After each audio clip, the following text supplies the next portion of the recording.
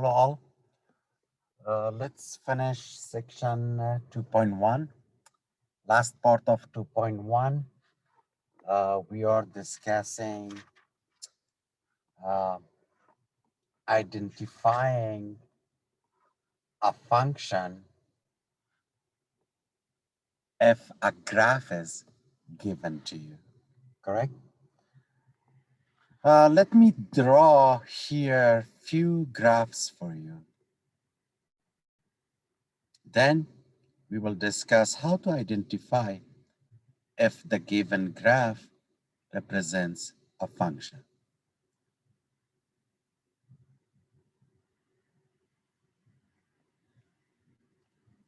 For example, this graph,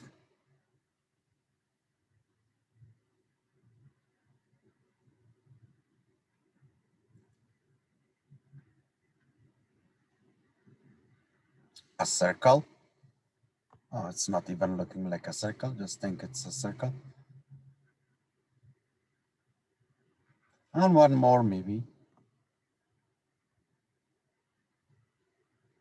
I'm sorry, my pen is moving a lot on the Wacom that I'm using. That's why I cannot graph very well. Okay, let's at least talk about these three graphs. Three graphs is given to you, and they're asking you to determine which one represents a function. To do that, there is an easy method by name vertical line test. Vertical line test.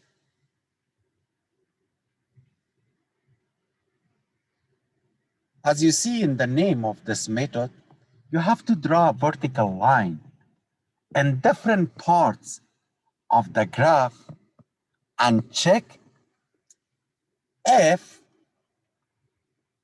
your vertical line,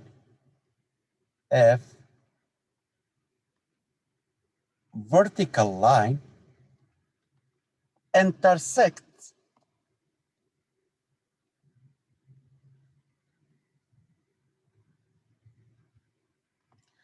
a graph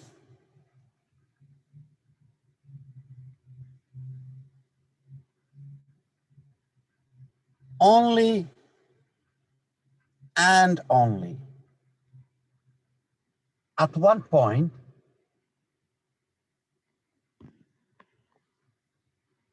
only and only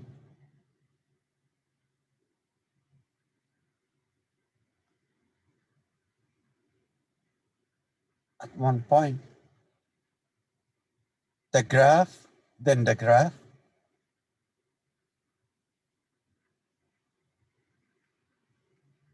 represent a function.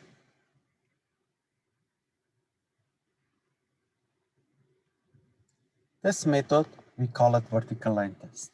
What you do, you draw a vertical line in different parts of your function and check.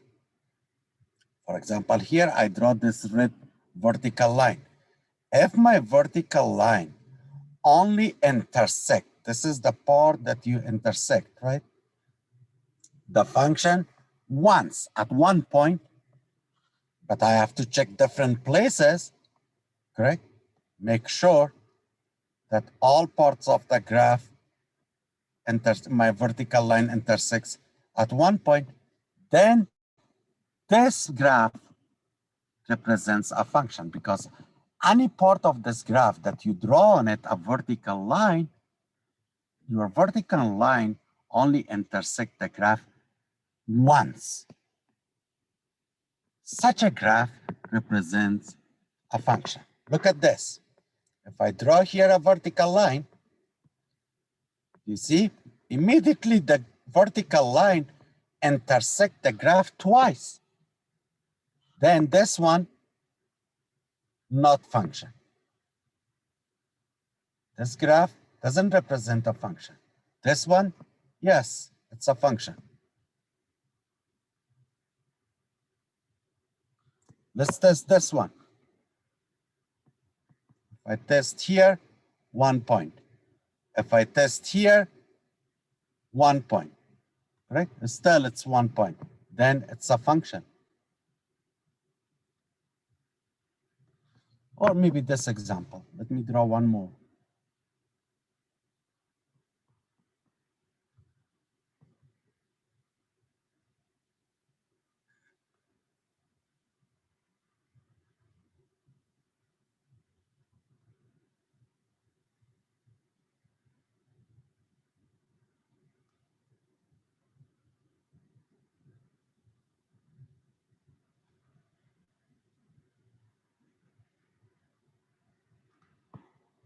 If I draw here a vertical line test,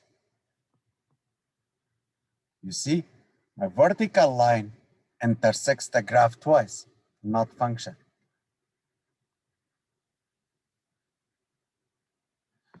The idea of drawing a vertical line test is actually similar as you check if for 1x you have 2y. Look, when it was given as an order pair, this point is has a value of x. For example, let's name it x1. Let's say, for example, numeric, it's 1. When x is 1, for example, you see x is here y, 4. Correct? Or in general, I can name it y1.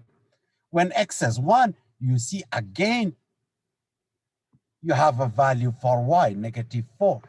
Vertical line test actually for the graph is easy, but basically what you check is you want to make sure that each value of x has only one corresponding value in y. Correct? This method is the method how you check the graph, if a graph is given to you, and that graph is representing a function.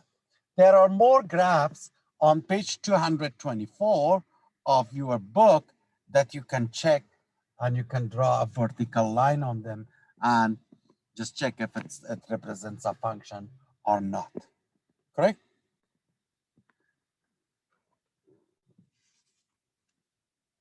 The other important topic that I want to discuss with you here is if a graph of a function is given to you, how to read the domain and range of the function from that graph, correct?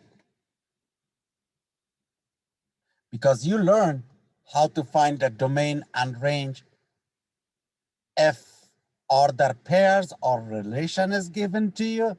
Now you have to learn how to find the domain and range of a function if the graph is given to you. And this topic is important because usually when we graph, we have to know which one is domain, which one is range, and how to read. Let me graph something here for you. My famous graph, which I'm using this graph a lot when I do lectures in calculus. I don't know why I always draw this shape. I think this is the easiest shape that I can draw. Think that this red curve represents a function f of x. I don't know whatever the function is, correct? But this graph represents a function of x, correct? This is your x axis, this is your y axis, or you name it f of x, which way you want to name, correct? Now, what we discussed before, domain was the x values, range, y values, correct? Now, if someone asked me,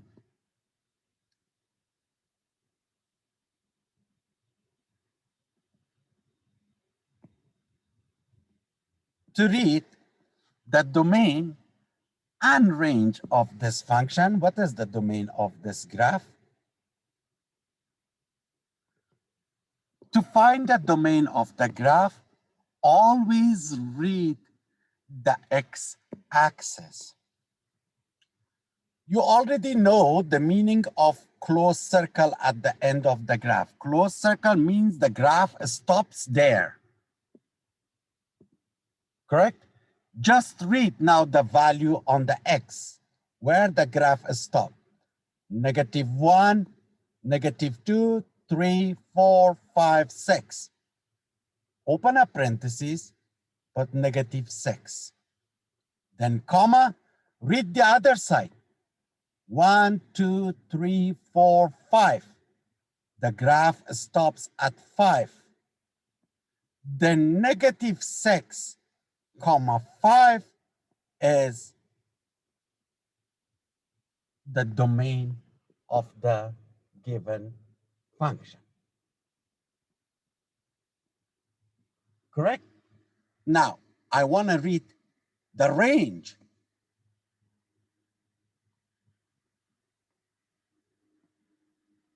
Read the y values from where it starts, where it ends. Look, this side starts at 2.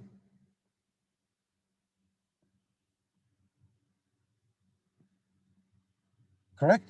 To where? This side, for example, 2, 4, 6, stops at 6.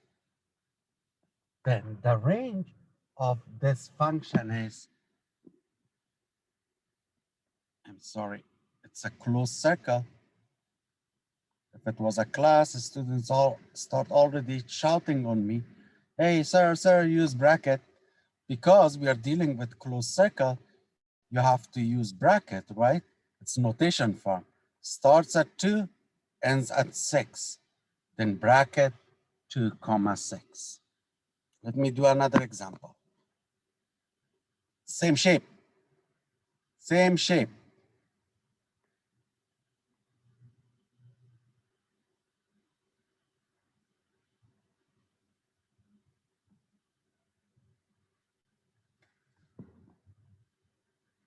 Domain.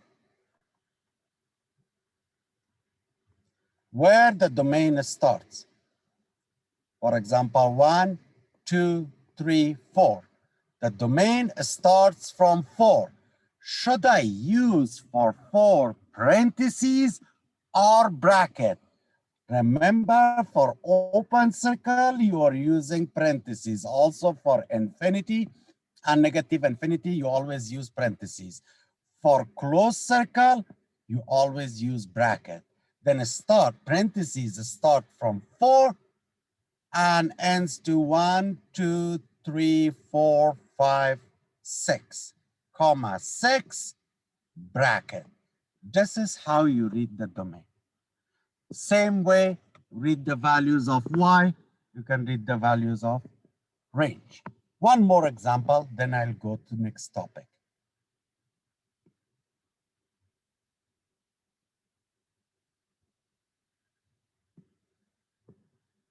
Let's draw a parabola.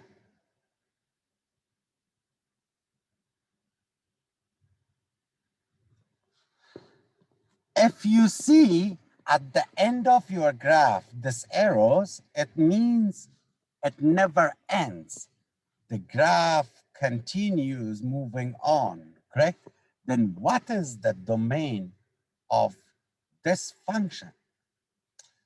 You see, arrows means it continues, it never ends. It means the values of x are moving on the left side to where? It never ends. To where? To negative infinity, correct? Comma, same way, the values of x on the right side, on the positive side of x, moving to where? To positive infinity. And for infinity, we always use what? Parentheses. Then the domain of this function is from negative infinity to positive infinity. Range. The graph starts at 0, correct? Then bracket 0, comma, where it goes? Infinity, parentheses. This is how you read the range and domain of a graph, correct? One more topic, last topic that we want to discuss here is x-intercept of a graph. When you are dealing with functions, for example, I have this graph. The x-intercept of the graph, or intercepts, I don't know. Some of them, they have more than one x-intercept. Like this graph, you see, I have 3 x-intercept. This is x-intercept. This is also x-intercept. This is also x-intercept, right? When we are dealing with functions, we name the x-intercept of the graph zeros, correct? The zeros of function.